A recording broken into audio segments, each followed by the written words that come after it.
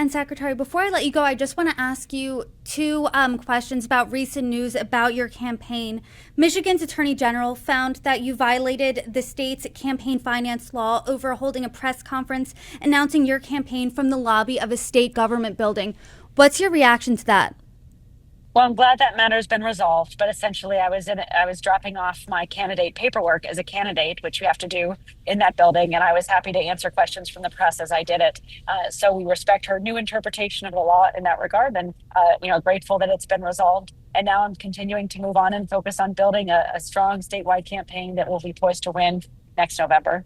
And earlier this week, a Republican in the state, Michigan Representative Jim DeSantis, introduced articles of impeachment against you.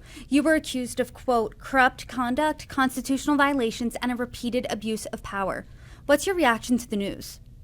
I'm focused on delivering results to the people of Michigan, not engaging in political games that are designed to gain headlines and attention for folks who otherwise should be going to work every day to to live, work, and thrive in our state. So I'm going to be focused on working with folks across the aisle to respect the rule of law, follow the Constitution, and protect the voices and votes of every resident of the state. And I hope lawmakers will get to work doing the same. And Secretary, I know you said at the beginning of this conversation, there's a long road ahead. It's a year long away from the election. I mean, what specifically are you doing next in this race?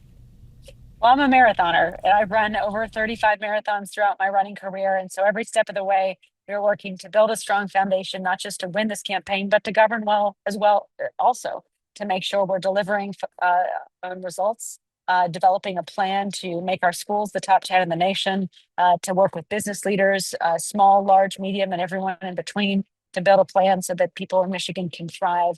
We're keeping our talent here in our state, and we're making Michigan the best place to be a kid and raise a kid and call home. So I'm traveling the state and have continued to do that throughout this campaign, talking to people, hearing about how they need affordable housing, how they need to be able to afford childcare, and how they shouldn't have to choose between paying their electricity bill and buying groceries. Those are the problems that the people of Michigan really need their government leaders to solve for them. And as governor, that's what I'll be dedicated to doing.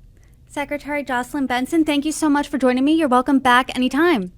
Thanks so much for having me. Really enjoyed our conversation.